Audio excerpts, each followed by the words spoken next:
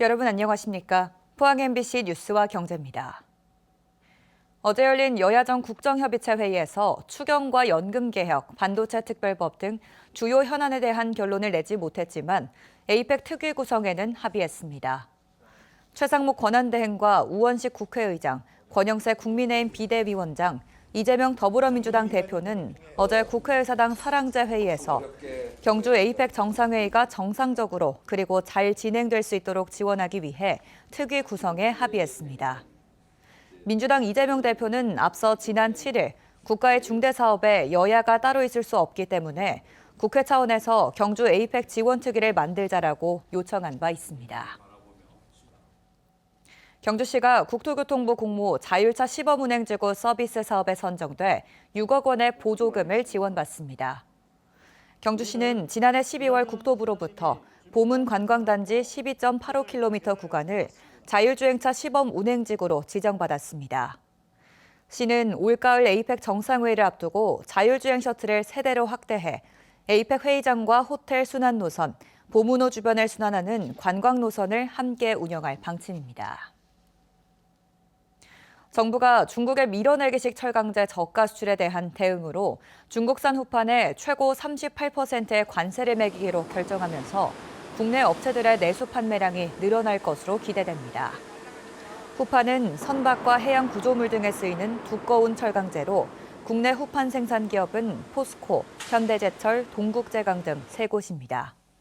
그동안 국내 철강업계는 중국 업체들의 저가 수출 공세 탓에 정상적으로 사업을 지속하기 어렵다며 정부의 대책 마련을 요구해왔습니다.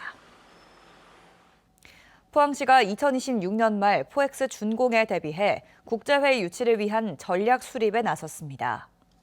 시는 첨단 전략산업 특화단지로 선정된 2차 전지와 바이오, 수소 등 3개 분야의 강점을 활용해 각 부서별로 맞춤형 국제회의 유치 전략을 세우기로 했습니다. 특히 중앙부처와 관계기관, 국제기구 등과의 네트워크를 적극 활용해 국제회의를 유치하기로 했습니다. 시즌 개막 이후 3경기에서 12점을 내주며 참패를 당한 포항 실러스가 오는 23일 일요일 분위기 전환에 나섭니다. 포항은 오는 23일 강원FC를 상대로 하나은행 K리그1 2라운드 원정 경기를 치릅니다. 포항은 지난 3경기를 치르는 동안 공격과 수비 전반에서 문제를 드러내며 매 경기 대량 실점을 한 만큼 축구 명가의 자존심을 회복하겠다는 각오로 강원전을 준비하고 있습니다.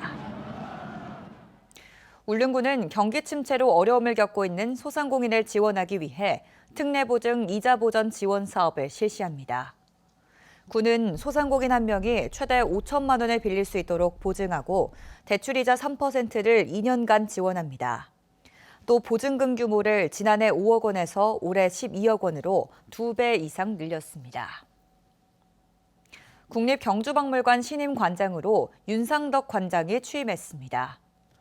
윤상덕 신임 경주박물관장은 신라 토기와 무덤을 전공한 고고학 전문가로 지난 2002년 국립중앙박물관 학예연구사를 시작으로 국립중앙박물관 고고역사부장 등을 역임했습니다.